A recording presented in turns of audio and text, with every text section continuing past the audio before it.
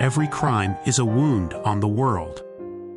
We're here to dissect it, layer by layer, to find the truth buried within. This is Anatomy of Crime.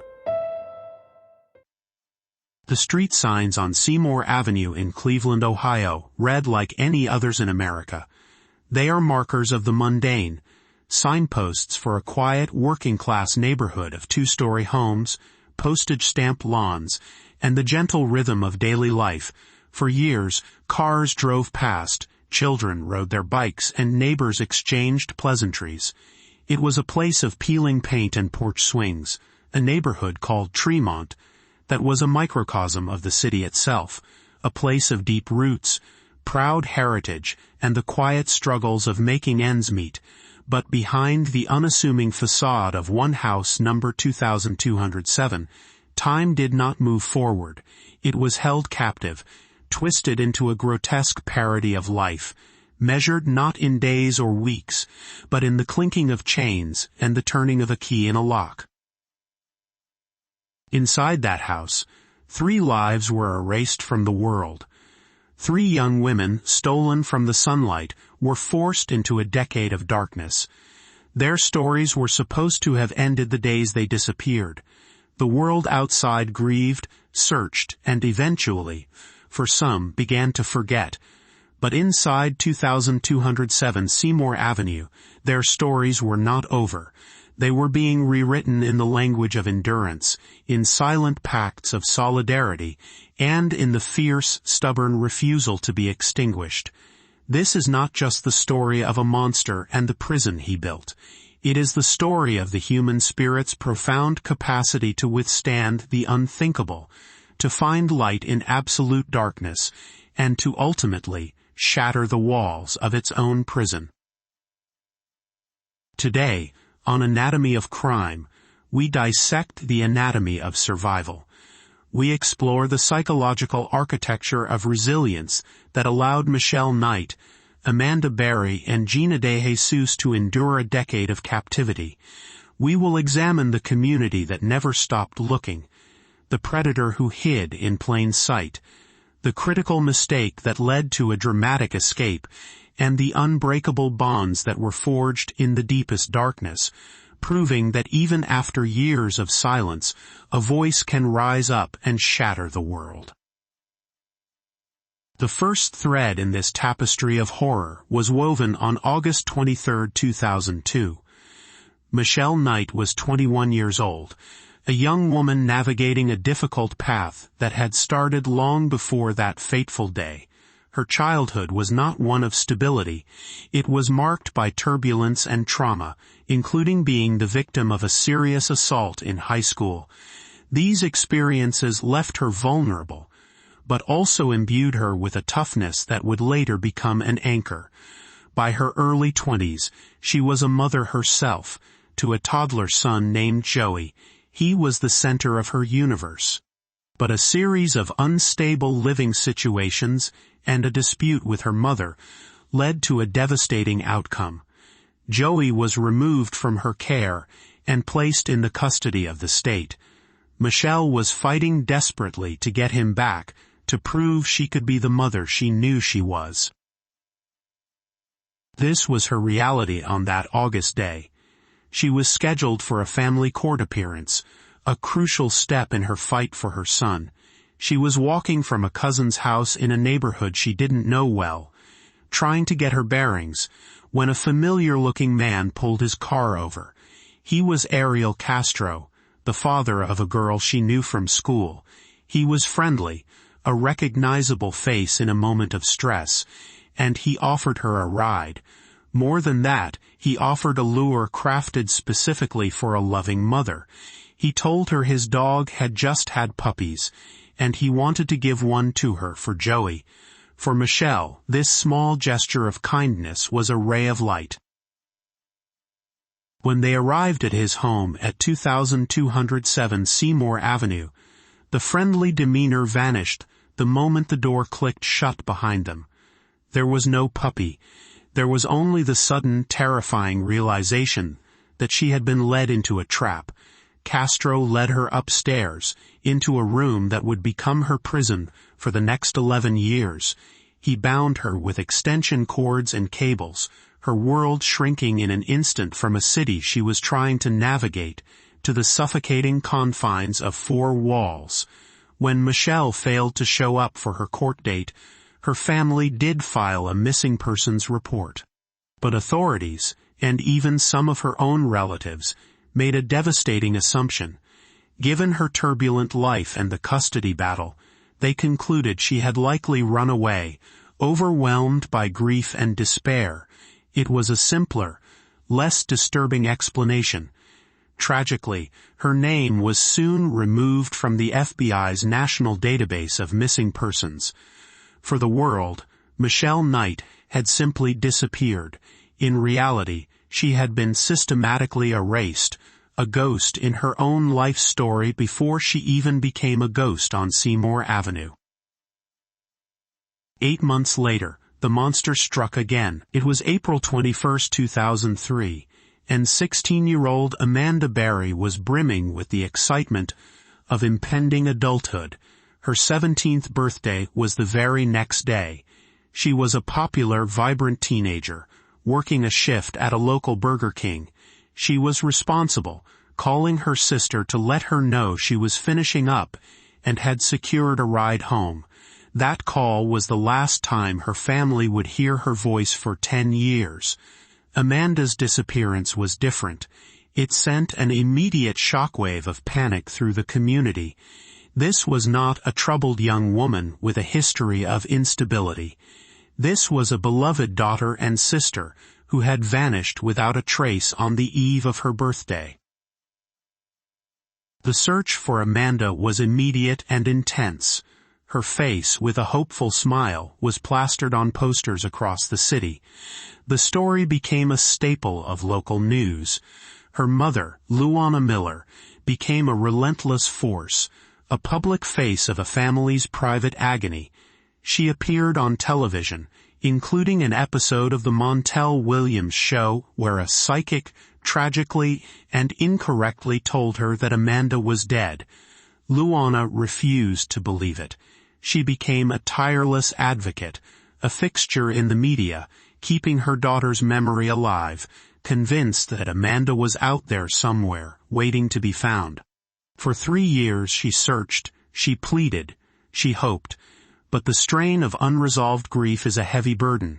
In 2006, Luana Miller passed away from heart failure. Her family has always maintained that she died of a broken heart, a casualty of a crime whose full scope was still a hidden, unimaginable horror. Less than a year after Amanda vanished, as the city was still reeling from her disappearance, the nightmare repeated itself with chilling proximity. On April 2, 2004, 14-year-old Georgina Gina De Jesus was walking home from Wilbur Wright Middle School. She was with her best friend, Arlene Castro. After a stop to call Gina's mother for permission to have a sleepover, permission that was denied, the girls parted ways. Gina had only a short walk home. She never made it. Arlene Castro was the youngest daughter of Ariel Castro. The predator had used his own child as unwitting bait. He saw Gina walking alone, a girl who knew him, who trusted him as her best friend's father. He offered her a ride. She got in the car. Like Amanda's, Gina's disappearance was an immediate, high-profile crisis. The De Jesus family was well-known and deeply embedded in the tight-knit Hispanic community on Cleveland's west side. The search for Gina was massive, galvanizing the neighborhood in a way that was both inspiring and heartbreaking. Her parents, Felix De Jesus and Nancy Ruiz, became powerful, unwavering voices for the missing. They organized vigils, papered the city with flyers, and worked tirelessly with law enforcement and media. Gina's cousin, a television producer, helped create America's Missing Broadcast Network, a testament to the family's refusal to let her case go cold. For years, The disappearances of Amanda Berry and Gina De Jesus were inextricably linked in the public consciousness. They were Cleveland's missing girls. Investigators pursued theories of human trafficking, but every lead was a dead end. Their faces became symbols of a community's fear and its enduring hope, but almost no one ever mentioned Michelle Knight. In the public narrative, she was the forgotten one. Inside the house on Seymour Avenue, however, she was the veteran, the one who had already endured months of solitary horror, and her unwilling role as protector was about to begin. The architect of this stolen decade was a man whose life was a masterclass in compartmentalization. Ariel Castro, born in Puerto Rico and raised in Cleveland, was a man of jarring contradictions. To the outside world, he was an ordinary, even jovial figure. For 22 years, he drove a school bus for the Cleveland Metropolitan School District. He was a musician, a talented bass player in local salsa and merengue bands. He was a father, a grandfather, a neighbor who would share food at a backyard barbecue and help a neighbor fix his car. He cultivated an image of unremarkable normalcy. But this was a carefully constructed mask. Beneath it was a deep, violent current of rage, control, and profound misogyny. His private life, long before the abductions, was a rehearsal for the horrors to come. His former common-law wife, Grimelda Figueroa, the mother of his 4 children, was his first victim. Over the course of their relationship, she suffered years of his brutal abuse. Court documents and interviews with his children would later paint a chilling portrait of his tyranny. He broke her nose twice. He dislocated her shoulder. He knocked out a tooth. He threatened to kill her and her family if she ever left him. In a terrifying preview of his future crimes, he once locked her inside a cardboard box and left her there for days. The psychological torment was as relentless as the physical violence. He controlled her every move, isolating her from friends and family. In 1993, his abuse became a matter of public record when he was arrested for domestic violence. A report detailed a litany of injuries Grimelda had suffered, but the case was ultimately dismissed when she declined to testify. This is a tragically common outcome for victims trapped in a cycle of abuse, fear, and intimidation. She eventually found the courage to escape with their children in 1996, but Castro's shadow lingered. She filed multiple police reports over the years, detailing his ongoing threats and harassment. In a 2005 protective order filing, she wrote that he frequently abducts his daughters and keeps them from me. It was a stunning and prophetic warning, a clear statement of his capacity for abduction, yet these were seen as domestic disputes, not the alarms of a budding monster. He remained just a bus driver, a musician, a neighbor. His house at 2207 Seymour Avenue was his fortress, meticulously modified over the years to become an impenetrable prison. He was not a sophisticated engineer, but a master of crude and effective imprisonment. He replaced standard interior doors with heavy, solid-core exterior doors, each fitted with multiple deadbolts and padlocks on the outside. He covered the windows of the upper floor with thick plywood and black plastic sheeting, plunging the rooms into perpetual twilight. He rigged a makeshift alarm system, so any attempt to open a door would trigger a loud noise. The backyard, his one concession to the outdoors for his captives, was enclosed by a tall privacy fence topped with barbed wire. The house itself became a co-conspirator in his crimes, its very structure altered to contain secrets and muffle screams.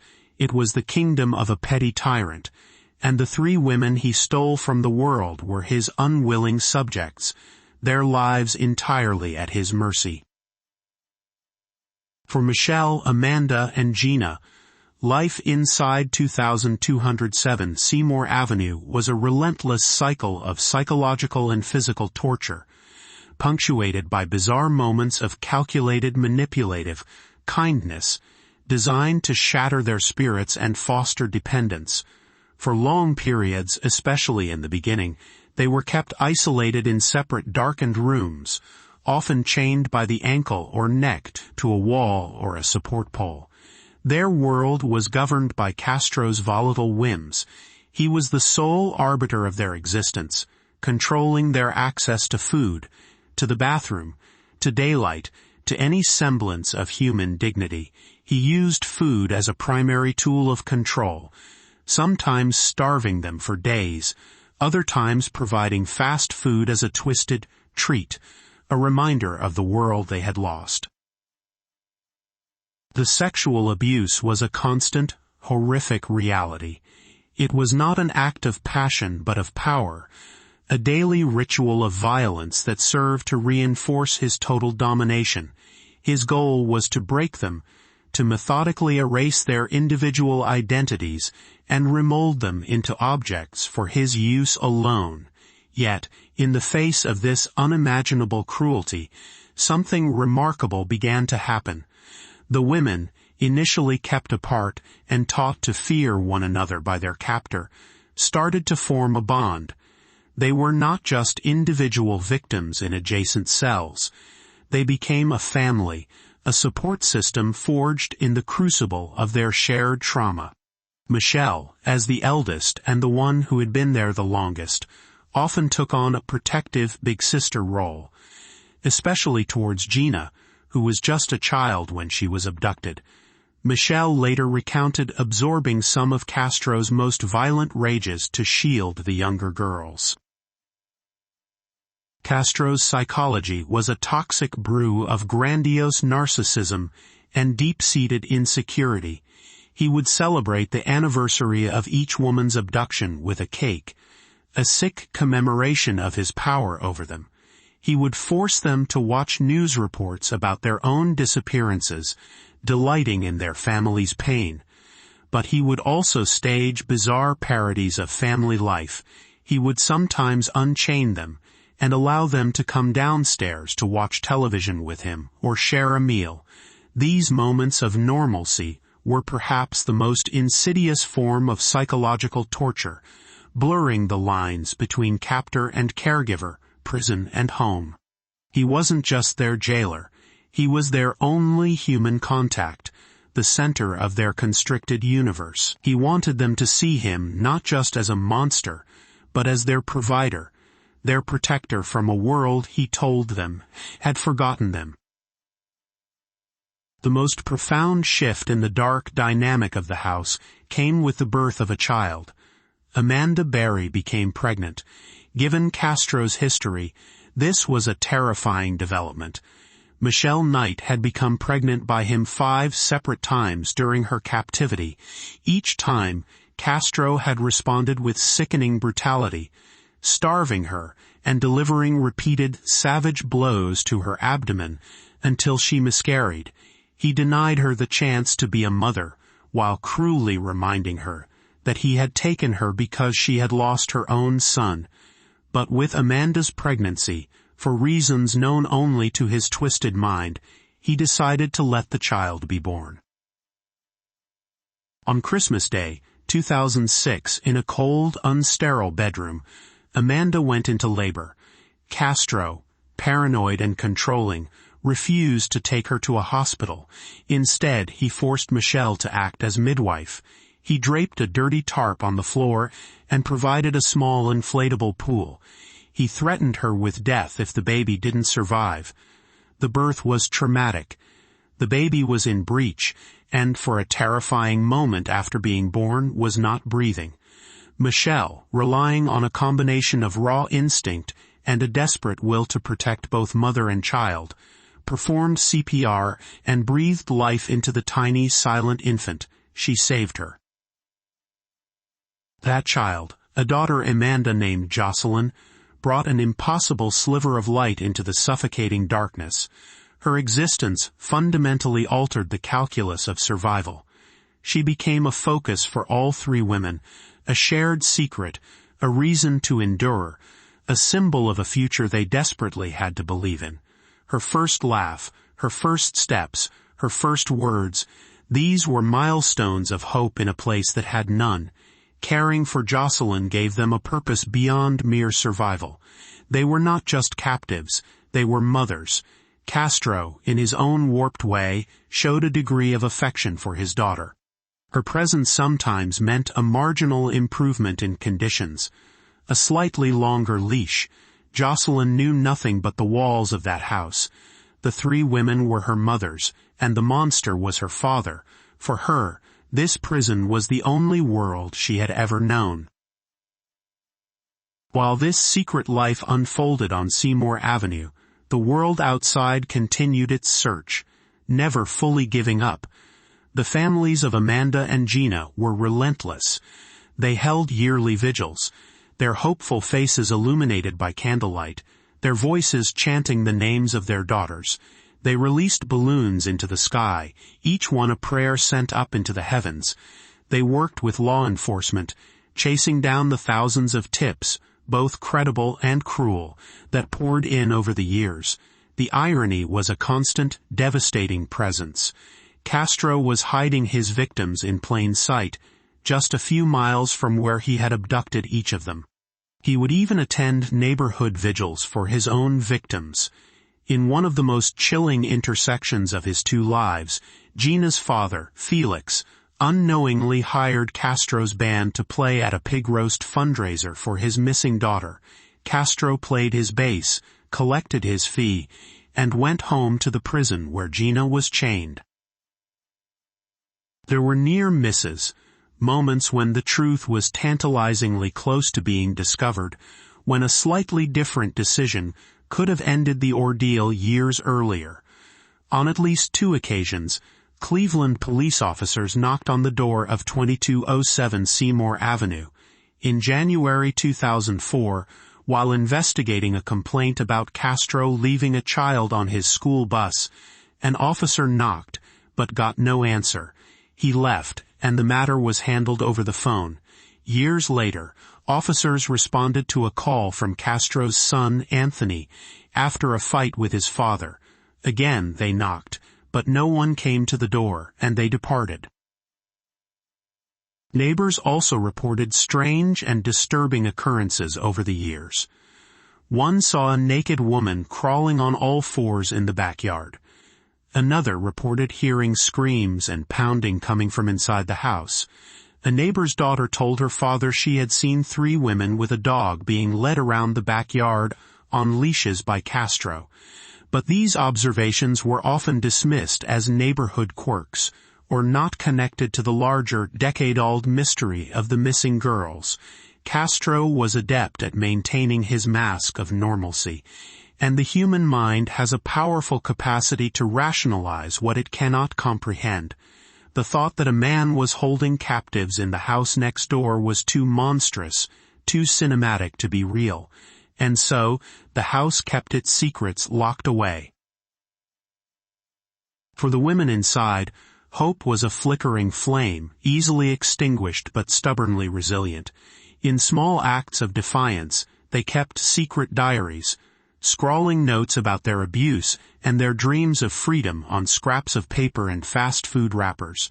They marked the passage of time by Jocelyn's birthdays and the hollow celebrations of Christmas and Easter their captor forced upon them. They talked about their families, about the lives they had lost, about the food they missed, and about the day they would finally be free. That day seemed like an impossible dream, a fantasy to cling to in the dark. For 10 years, the locks held. The chains stayed fast. The world remained oblivious. But on May 6, 2013, everything changed. Ariel Castro got careless. He made a mistake. That Monday began like any other in their decade of captivity. But then Ariel Castro did something he had never done before.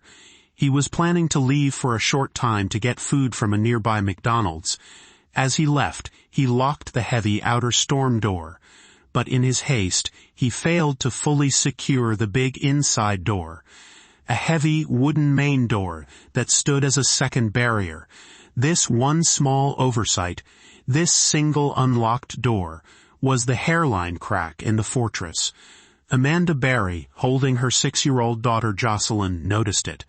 For years, any thought of escape had been crushed by the certainty of failure and the brutal punishment that would surely follow.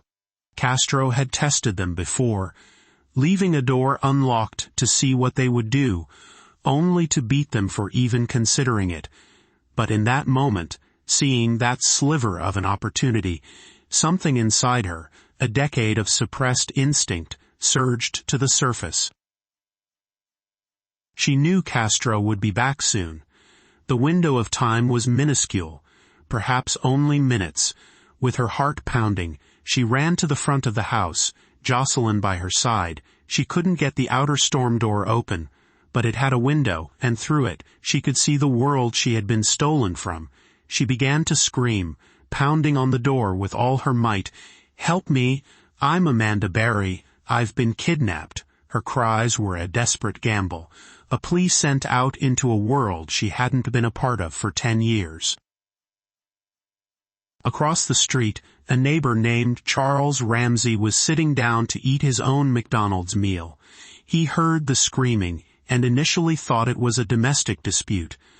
But the cries were too frantic, too terrified. He went out onto his porch and saw Amanda at Castro's door, a woman he had never seen before, trying to push her arm through a small opening at the bottom. He ran over, and together with another neighbor, Angel Cordero, who had also been drawn by the screams, they kicked at the bottom panel of the locked aluminum storm door. It bent, and finally broke. It was just enough space. Amanda crawled through, clutching her daughter. She was free. She was standing on the pavement of Seymour Avenue, breathing fresh air, feeling the sun for the first time since she was a teenager. Ramsey, knowing the captor could return at any moment, ushered her into the safety of his house and handed her his phone. With trembling hands, Amanda Barry dialed 911. The recording of that call is a historical document of raw, undiluted courage. Her voice, thin and shaky but utterly determined, broke a decade of silence. "Help me," she pleaded with the dispatcher. "I'm Amanda Barry." The dispatcher, understandably, was confused. "You're Amanda Barry?" "The Amanda Barry?" "Yes," she confirmed. "I've been kidnapped and I've been missing for 10 years. And I'm here. I'm free now." In a rush of adrenaline and terror, she described her captor, Ariel Castro, and with incredible presence of mind, told the dispatcher that he had left and that there were other women still inside the house. "You have to get here now," she urged, "before he gets back." The dispatcher, Amanda Aguilar, remained calm and professional, keeping her on the line and reassuring her that police were on their way. Within minutes, the quiet street was flooded with the flashing lights of police cars. The sound of sirens pierced the neighborhood's calm. Officers swarmed the house at 2207 Seymour Avenue, guns drawn. They broke down the door and moved cautiously through the darkened, cluttered home. Upstairs, they found Gina De Jesus and Michelle Knight. When an officer approached Michelle, she threw herself into his arms. A decade of captivity dissolving in a single, desperate embrace. The long, silent nightmare on Seymour Avenue was finally over. The news spread like wildfire, a shockwave of disbelief and euphoria. The impossible had happened. The girls who had become ghosts, whose faces were faded on old posters, were alive. Crowds gathered on Seymour Avenue, a spontaneous outpouring of joy, relief, and utter astonishment. For the families of Amanda Barry and Gina De Jesus, it was the miracle they had never stopped praying for. For Michelle Knight's family, it was a resurrection they had long since given up on. Ariel Castro was arrested that same evening. Police found him at the same McDonald's where he had gone just hours before. He was captured without a struggle. His decade of absolute control evaporated in an instant. As investigators began the painstaking process of combing through the house, the full sickening horror of what had occurred there began to emerge. They found the chains still attached to the walls, the boarded-up windows, the soundproofed rooms. They found the scrawled, desperate diaries the women had kept. They also found a rambling, 20-page, handwritten confession Castro had penned years earlier, a pathetic attempt to justify his monstrous actions in which he blamed his victims and a supposed sex addiction. The public reaction was a mixture of celebration for the women's return and revulsion at the evil that had festered in their midst. The heroes of the hour were Charles Ramsey and Angel Cordero. Ramsey, in particular, became an overnight sensation for his animated, unfiltered, and deeply human television interviews. His raw honesty, "I'm eating my McDonald's, I hear screaming," cut through the polished sheen of typical news coverage and captured the nation's heart. He was the ordinary man who did an extraordinary thing, a reminder that heroism often lies in the simple act of choosing to get involved. For Michelle, Amanda, and Gina, the journey back to life was just beginning. Reunited with their families in emotional, private scenes at the hospital, they faced the immense challenge of re-entering a world that had changed dramatically. Smartphones, social media, a decade of history, it was all new. They had to process a decade of trauma while navigating the glare of an intense media spotlight. Yet, from their very first public statements, they displayed a grace and strength that was AWE-inspiring. They asked for privacy, but also expressed profound gratitude for the support they received. They refused, from the very beginning, to be defined by what had been done to them. The legal process against Ariel Castro moved swiftly. He was indicted on an astounding 977 criminal counts, including hundreds of counts of kidnapping and rape, as well as aggravated murder for causing Michelle Knight's miscarriages, a charge that made him eligible for the death penalty. The evidence was overwhelming. To spare the women the profound trauma of reliving their ordeal on a witness stand, prosecutors offered Castro a plea deal, plead guilty to 937 of the counts in exchange for taking the death penalty off the table. He would be sentenced to life in prison without the possibility of parole, plus an additional 1,000 years, ensuring he would never see the outside of a prison wall again. Castro accepted the deal.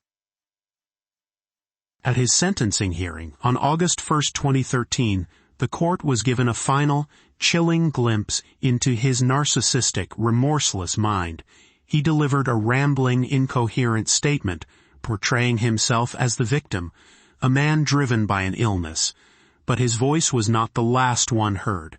Michelle Knight, the first victim, the one who had been forgotten for so long, chose to confront her tormentor. She stood in that courtroom, looked him in the eye, and delivered a statement of breathtaking power and resilience. "You took 11 years of my life away," she said, her voice clear and strong.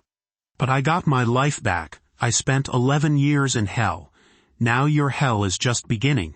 She spoke of forgiveness, not for his sake, but for her own, so she could move on. It was a final, defiant act of reclaiming her own story. Ariel Castro was sent to prison to begin his sentence of life plus a millennium. But his hell did not last long. On September 3, 2013, just 1 month into his sentence, he was found dead in his prison cell, having used a bedsheet to hang himself. The man who had exerted absolute control over the lives of others for more than a decade could not endure a single month of having his own freedom taken away. For the women, his death was a final, definitive closing of a horrific chapter. 2 months later, the house at 2207 Seymour Avenue, the physical structure of their prison, was demolished, erased from the landscape as a symbolic gesture of renewal for the community and for the survivors. In the years since their rescue, Michelle, Amanda, and Gina have walked a path of remarkable recovery and advocacy. They have reclaimed their stories, writing memoirs that detail their ordeal but focus on their survival and hope. Amanda Berry has worked to highlight stories of other missing persons. Gina De Jesus co-founded a center for missing children and adults. Michelle Knight, who now goes by the name Lily Rose Lee, has become an author, artist, and advocate for survivors of abuse. They have taken the darkest decade imaginable and transformed it into a platform for light and healing. The case of the Cleveland abductions is, ultimately, a study in the anatomy of survival. It raises a profound question: how did they endure? The answer is not simple. It is a complex mosaic of psychological fortitude, human connection, and sheer will. They survived, first and foremost, through their bond with each other. In a situation designed to isolate and dehumanize them, they built a family. They shared food, offered comfort, and protected one another. This sisterhood was not Stockholm Syndrome. It was a strategic alliance for survival, a collective force of resistance. They also survived through powerful individual acts of psychological resilience. They practiced dissociation, a mental mechanism to detach from the immediate horror of their reality. They held on to memories of their past lives and nurtured dreams of a future, no matter how distant. The secret diaries they kept were acts of defiance, affirmations of their existence. This wasn't passive endurance, it was an active, moment-to-moment fight to preserve the core of their identities. The presence of Jocelyn was a critical catalyst, transforming their struggle from one of individual survival to one of collective responsibility. She was a shared purpose, a source of love, and a tangible reason to live. In a very real sense, the child born in captivity became a key to her mother's liberation. In the end, the story of 2207 Seymour Avenue is not defined by the monster who stalked its halls. It is defined by the three women who outlasted him. Ariel Castro built a prison of walls and chains, but he could not imprison their spirits. His power was an illusion, contingent on locks and fear. Theirs was real, forged in trauma, love, and an unbreakable will to live. He sought to be the author of their story, to write an ending of despair and darkness. But they seized the pen from his hand and wrote their own, one of courage, of hope, and of astounding resilience.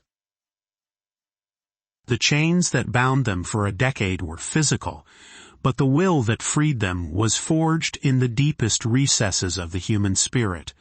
A testament not to the monster who built the prison, but to the women who tore it down from the inside.